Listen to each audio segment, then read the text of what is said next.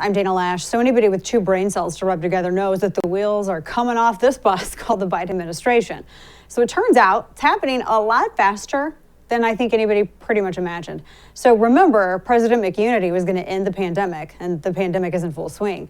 President McUnity's vaccine mandates are backfiring. Even BLM is speaking out against them. I mean, you're uniting BLM and a lot of people who are independent and on the right. You did that.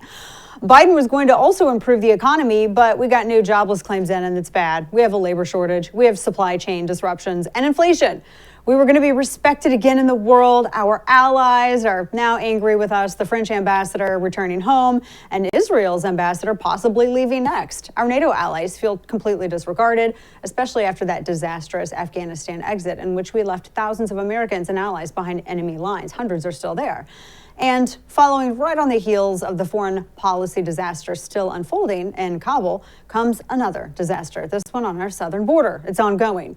And once again, it's a disaster of the administration's own creation. So from the moment that President McUnity got into the White House, the word went out, get to the American border while the getting is good, because this administration wasn't going to do anything to stop it. They weren't even going to help fund for additional agents that already needed additional funding, and the Republicans were fighting with Democrats over that already. So desperate people are doing what desperate people do, and they're hightailing it to America. The crazy thing is that all of the illegal entrants, they are not all desperate refugees either. And this is what's very interesting about this narrative. So the left has presented the issue as, especially where it concerns the Haitian migrants, as that last hurricane just blew a bunch of Haitians right across the Gulf and right up into Del Rio, when in reality, reports show that a significant number of those Haitian immigrants actually have Chilean identity cards. So the Daily Mail has independently reported that many of those crossing the Rio already had jobs in Santiago. They were given asylum by Chile. Google it. It's like a big news story from years ago. They had photo ID. In fact, the majority of those coming in, of Haitian refugees coming in, are from Chile. Chile was an upgrade from Haiti, and the U.S. is an upgrade from Chile. So the Center for Immigration Studies reported that the vast majority of Haitian migrants are coming from Chile and Brazil, and most have actually been in those countries for years, anywhere from 5 to 10 years, before taking advantage of Biden's open border policy. And over 1 million illegal entrants have come, and 2 million by the end of this fiscal year. There is no way to process this many people humanely or safely. And so you have people pouring across the border. And there were interviews today. In fact, Bill Melugin was talking to some saying that they were unvaccinated. They weren't even asked about their status. And this is during a pandemic.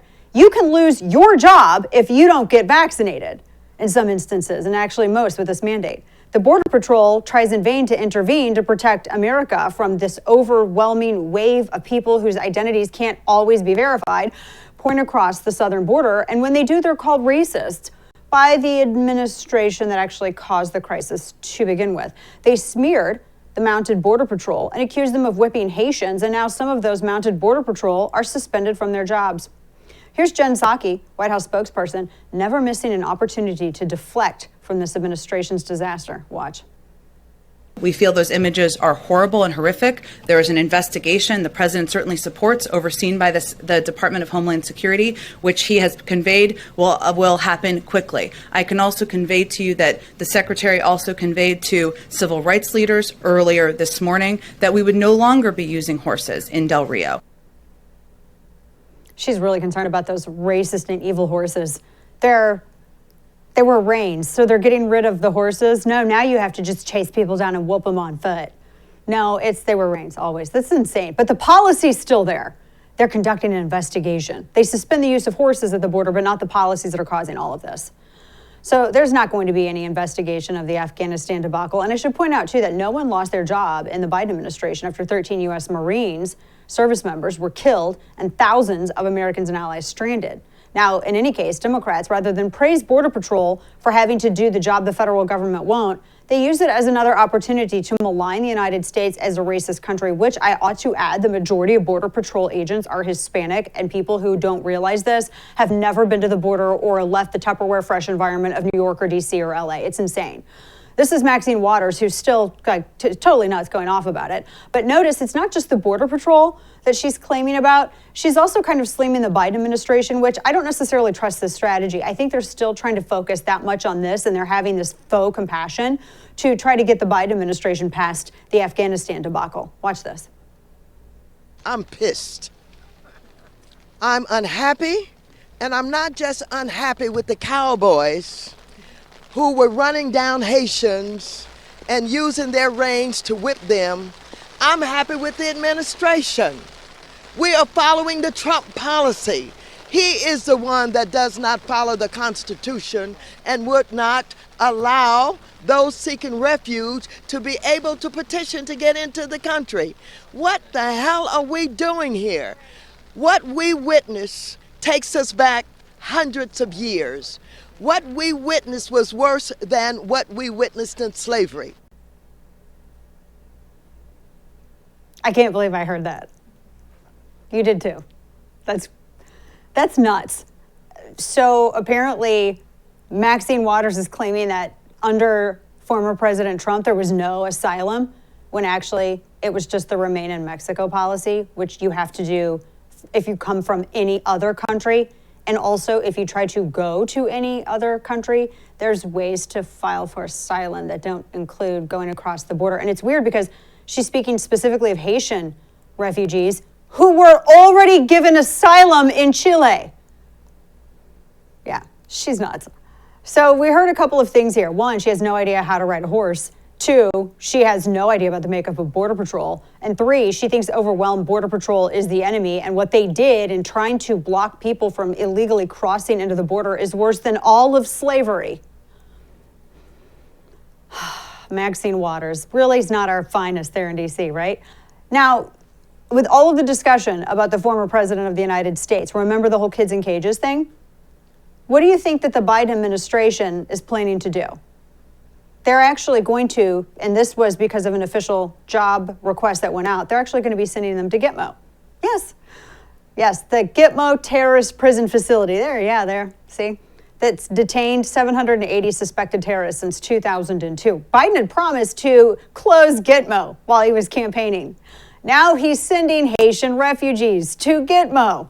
They actually put out a request through the Pentagon, or not Pentagon, but DHS actually, and immigration offices to hire someone that can speak Haitian Creole. There's still 39 suspected terrorists, by the way, at this terrorist prison camp today.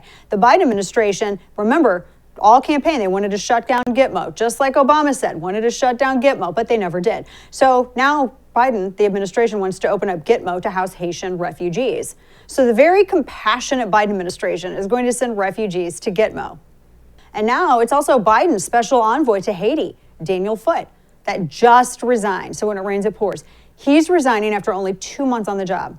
Here's what Daniel Foote had to say about his resignation. He wrote to the Secretary of State, Antony Blinken, and said that he was stepping down immediately, saying, quote, "I will not be associated with the United States' inhumane, counterproductive decision to deport thousands of Haitian refugees and illegal immigrants to Haiti, a country where American officials are confined to secure compounds because of the danger posed by armed gangs to daily life.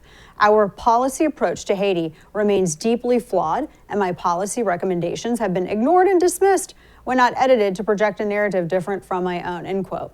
I will have to say that he's not allowed a narrative. It's the president's narrative. That's usually how it goes. But I wonder how former special envoy to Haiti, Daniel Foote, feels about sending Haitians to Camp Compassion at GITMO, especially since, as special envoy to Haiti, he's seen all the Haitian people have been dealing with. And I would have to imagine that he realizes that Chile also had given thousands and thousands and thousands of those same people illegally crossing the border, had already given them asylum. I swear, every earthquakes and hurricanes, I feel bad for Haiti. They have a corrupt government and they keep getting hit by natural disasters. But the Biden administration's own people feel that this border crisis, this isn't a natural catastrophe. It's a man-made one of the administration's own design. Daniel Foote was essentially saying that the Biden administration wasn't even listening to his recommendation. And did you catch that last part too? Foote also says that the administration was editing his policy recommendations, apparently without even checking with him. So the admin is apparently lying. They're changing that envoy, now former envoy's, policy recommendations on Haiti rather than communicating what Foote was actually trying to say and recommend. And where's the border czar, by the way? Do you remember the VP? Still staying very, very far away from the border, other than to condemn Border Patrol. Kamala Harris's fake outrage over the Border Patrol using horses to stem the flow of those crossing illegally and trying to direct people away from crossing illegally. Think about the irony of this. The border czar condemning law enforcement for doing their job. But of course, she would do that. As I said, the wheels are coming off this presidency. Jen Psaki can't spin it fast enough, and there aren't enough euphemisms in Webster's dictionary to cover up the ugly truth. We're witnessing the most destructive and disastrous 7 months of any administration in modern history. Everyone knows it, including the people inside the Biden administration, like, the now former special envoy to Haiti, Daniel Foote.